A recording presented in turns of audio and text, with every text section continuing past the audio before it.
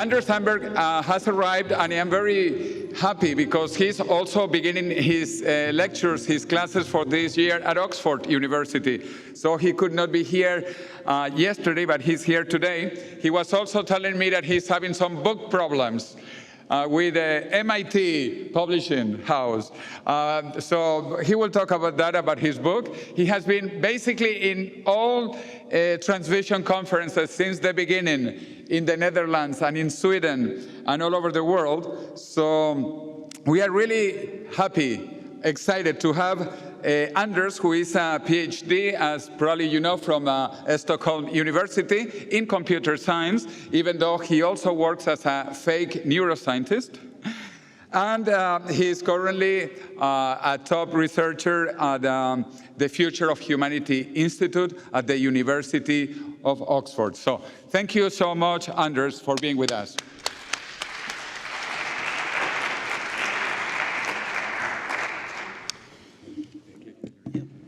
Sorry?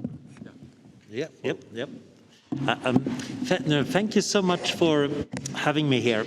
I'm going to remove this one, but showing my support for the animals.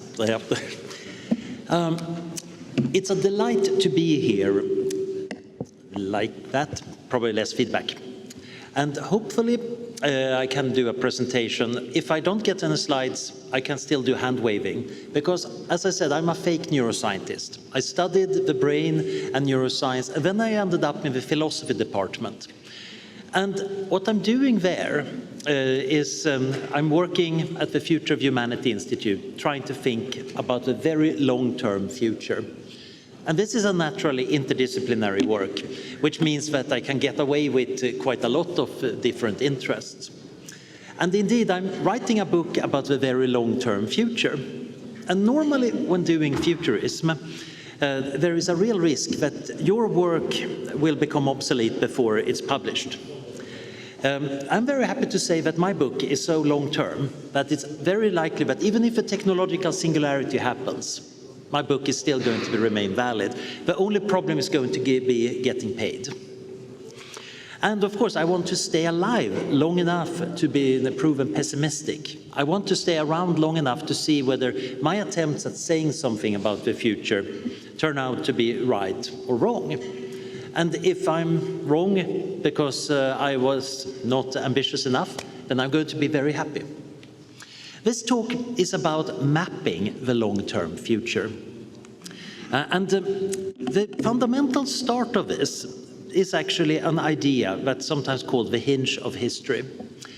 So back in 2011, Derek Parfit, a masterful Oxford philosopher, my former landlord, wrote a book called On What Matters. That was intended to be his magnum opus, to try to figure out what truly matters in the world. And there he said, we live during the hinge of history. Given the scientific and technological discoveries of the last 2 centuries, the world has never changed as fast. We shall soon have even greater powers to transform not only our surroundings, but ourselves and our successors. If we act wisely in the next few centuries, humanity will survive its most dangerous and decisive period. Our descendants could, if necessary, go elsewhere, spreading through the galaxy. This is a beautiful sentiment, and it's worth noticing that Derek was by no means part of a transhumanist movement. He was in many ways predating it. Indeed, many ideas about the importance of a long-term future show up in his classic book, Reasons and Persons, published in the 80s. And he has influenced many of us by his philosophical views that maybe it's not just individuals that matter, but our long-term survival and our ability to think long-term. But there is a concept in this quote that is interesting, the hinge of history.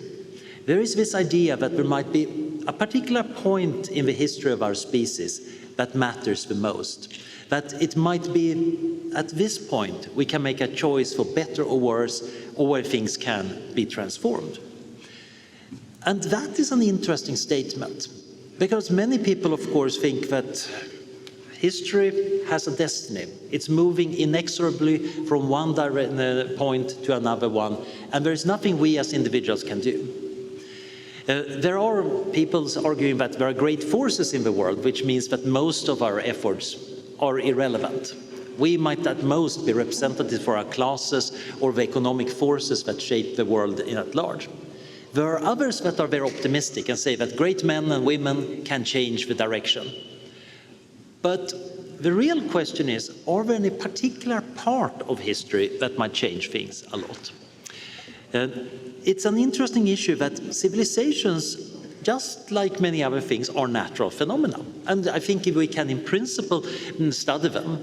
However, unlike most parts of physics, human civilization or a society or a company have a much more leeway in selecting its trajectories. If I drop this one, it will fall to the floor because of simple gravity. There is not much choice for it to do. If I ask any of you to give a short lecture, I have no idea what's going to happen because it's going to be individual and depending on what you know, what you want to achieve, what you want to say to me. And this is, of course, something that makes predicting the future extremely hard.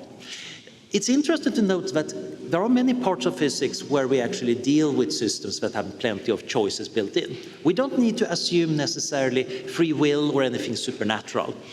Indeed, this year's Nobel Prize in Physics went to Giorgio Parisi for his work on spin glass theory and statistical mechanics. And that's an example of a literal solid-state system that still exhibits profound unpredictability because it's non-ergodic. What's going on is basically you can't average across time because it evolves in different directions. It looks like my presentation is arriving here. Cool. Now you get to see pictures of it too. The interesting thing here is that non-ergodicity is, of course, an important part of human life. My life could have gone differently. The economy of the world might be moving forward at a growth rate of about 2% per year, but each of the innovations we're making is fundamentally unpredictable. You cannot actually tell what people are going to innovate next year, because if you could, you have already predicted it, of course. Now, the interesting part is, this is also true for evolution. Random mutations generate new organisms that are selected for and against, and if you were to rerun evolution, you would get a new set of patterns. Yet, there are patterns to evolution. We can speak about how the biosphere has evolved. There are patterns to the economy, and I do think there are patterns and trajectories for civilizations. The interesting case here is that we might ask, okay, where are we going? So far, humanity has spent a long time living in a Neolithic Stone Age life. And then gradually, we started to become more numerous, we started inventing more things, we became richer.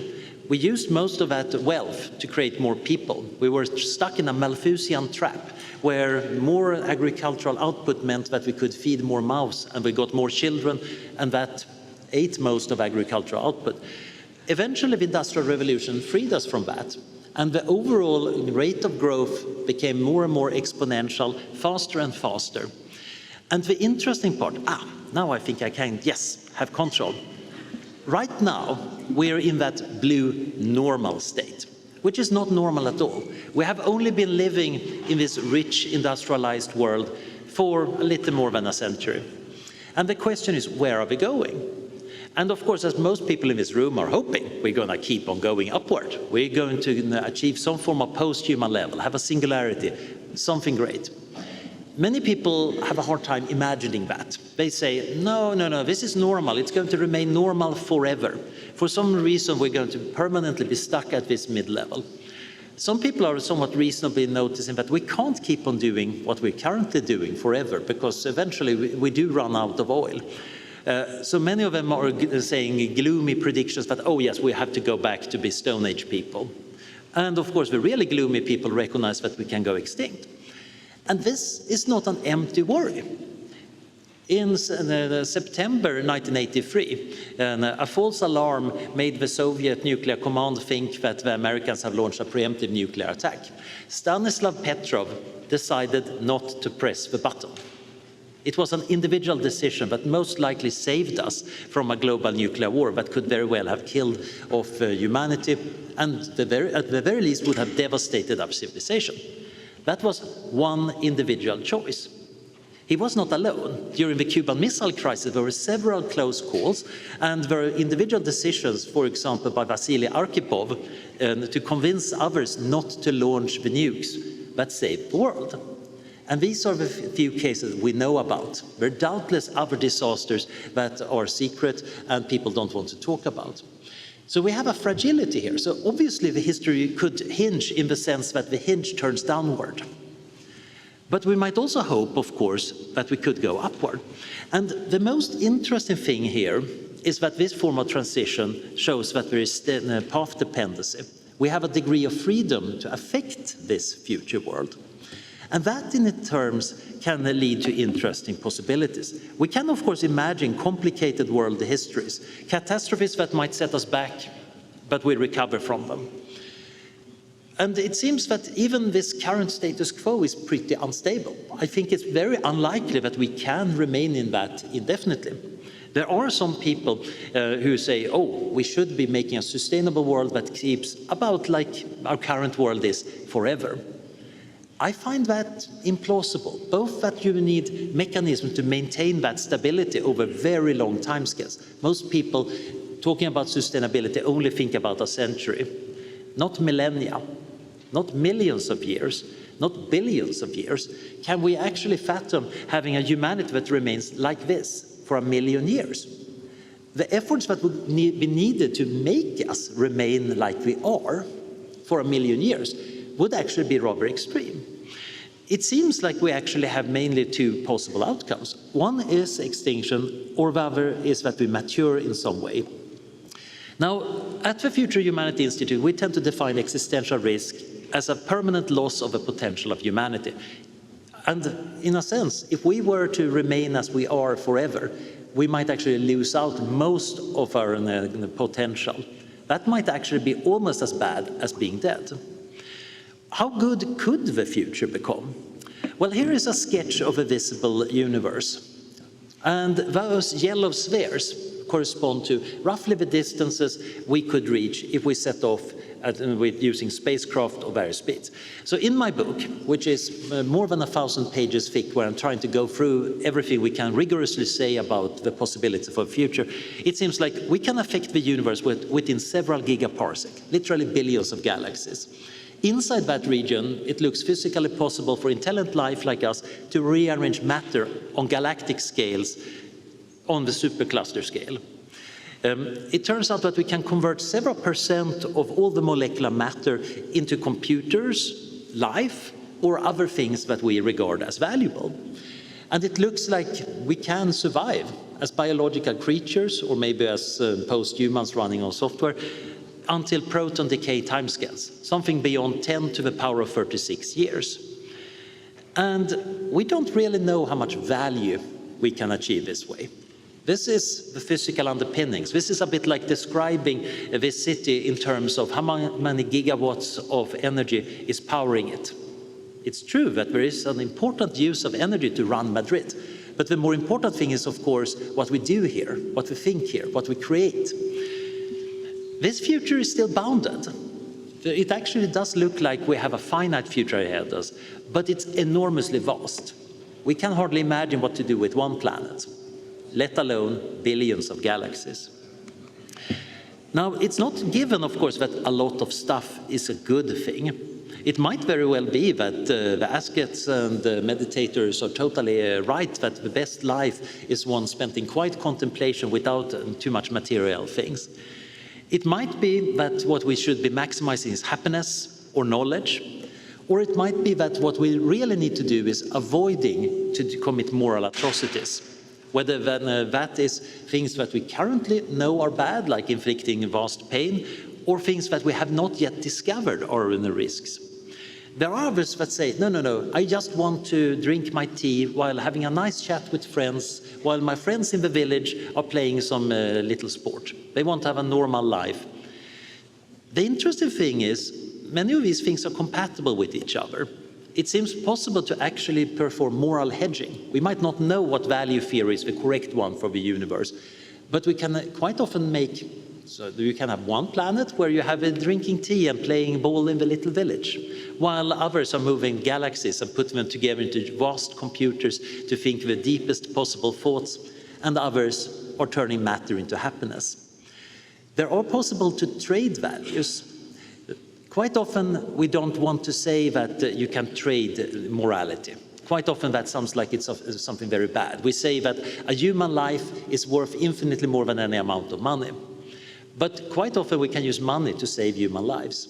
And if I really care about animal rights, and you might care about poor people in Africa, we might make a trade. You become vegetarian and I donate money to Africa.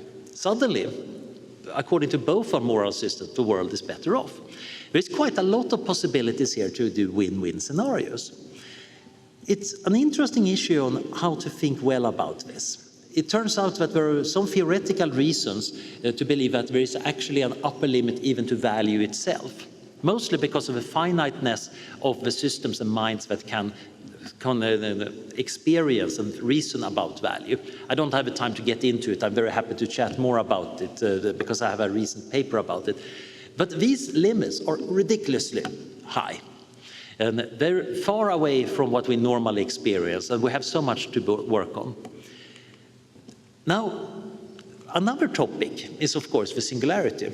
And at this point, incidentally, that is the last painting by Salvador Dalí he made just shortly before his death in 1983. It's called The Swallowtail, and it's inspired by René Thom's work on catastrophe theory, a branch of mathematics that tries to understand singularities in the mathematical sense. And generally, the concept of a technological singularity has a very long history.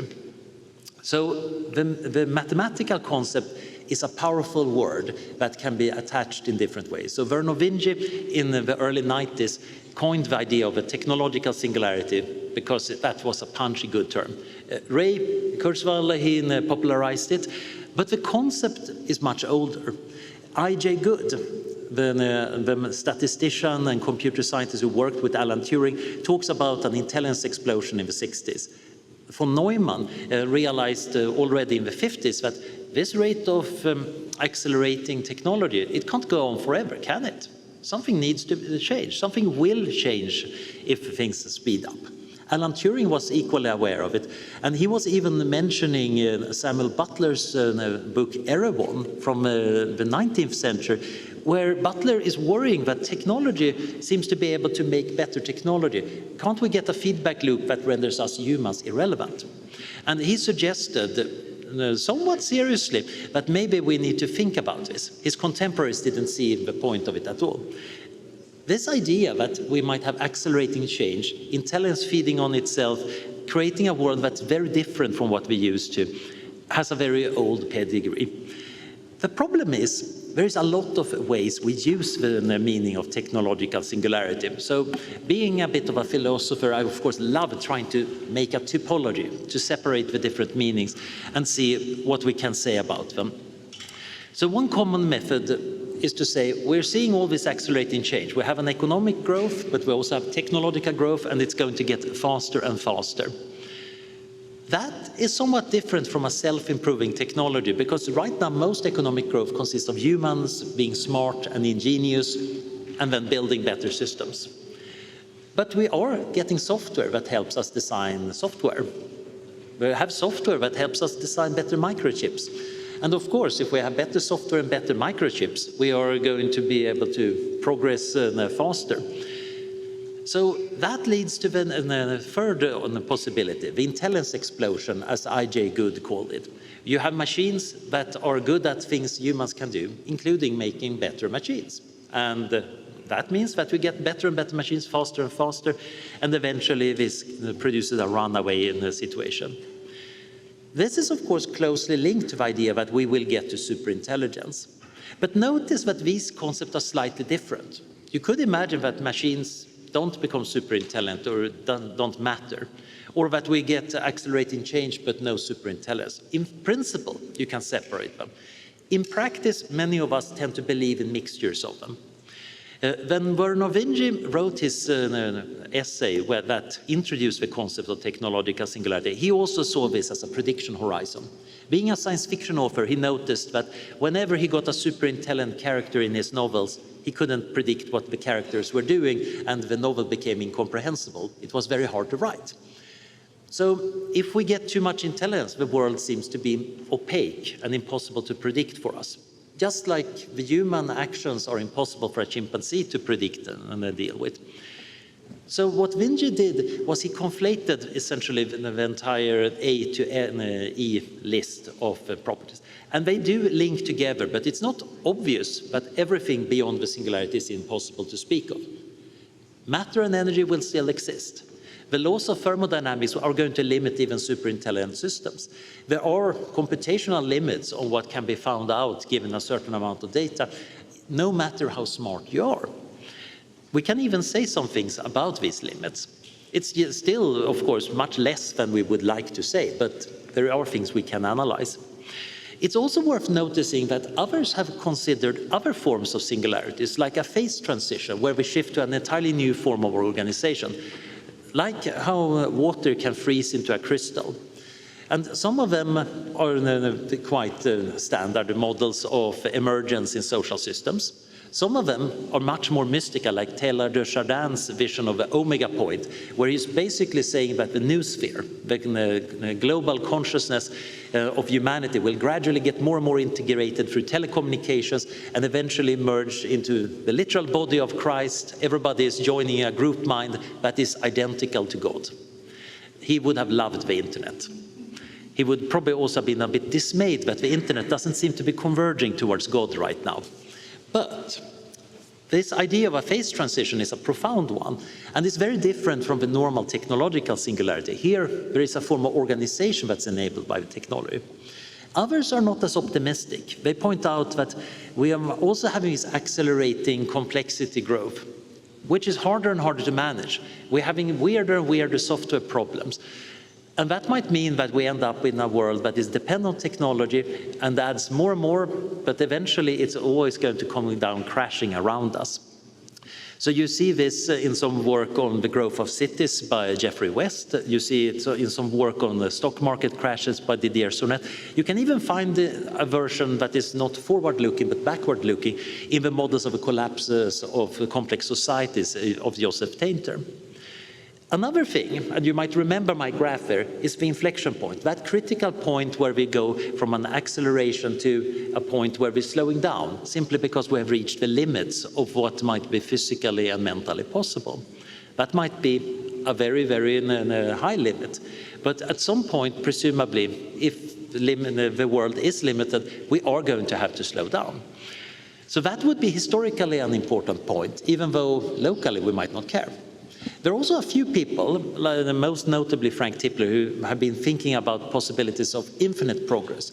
Because of some reasons of information physics, it cannot happen inside the history of the universe. You literally need to be on the boundary of the universe. So his omega point theory requires the end of the universe. And because of cosmological reasons, it doesn't look tenable. So he's one of the few people who suggested this. But as you can see, there are many possible meanings of technological singularity. And if there's one wish I have, is to get you to, when you discuss things, try to be careful about which meaning you use or which combination of meanings, because it's very common in transhumanist and other circles to just throw it all together into one big pot. But they are different. They're fundamentally different. The really important thing, however, is they're all phase transitions where a small influence can have great effect. So the Greek apparently have two classical words for time, kairos and chronos. Chronos is the temporal time, the clock that is ticking, and presumably José is checking because he wants us for coffee. Kairos is that action at the right time. When you see that you need to act, then you act right at the right moment. This is the skill of a comedian who makes a joke and makes a pause just long enough to make it funny. This is, of course, what we also need in regards to the singularity. Whatever kind of singularity we're talking about, we need to actually grip it in the right way. So I'm going to try to be quick here and pass through Kronos. I don't have a time to talk about artificial general intelligence. It's important, and I do think it's going to be essential for the singularity. There is a lot of opportunity for this to go right and wrong, depending on how we play around with it. It might be where we set the values of the systems that affect the universe for the fast future. I don't think we can predict it when it's going to happen very well. I think there are profound limits to what we can forecast. But I think the sky's the limit. I actually do think we have a grand future ahead of us. And the interesting thing is, of course, that means that we, who just came out of the caves and the Stone Age just minutes ago, we are having this amazing opportunity because we're at the start of history and we have a chance to shape history. Maybe the hinge of history is not right this year. Maybe it's in 2045. Maybe it's a century hence. Maybe it's actually 1,000 years hence. But we should be acting as we're living at the hinge of history. Our every action might affect the long-term future and whether our descendants or even ourselves get to enjoy the diversity of billions of galaxies. So this is the paradoxical thing. We don't know when the hinge of history is happening. And that means that we should act as it's happening right now. Thank you.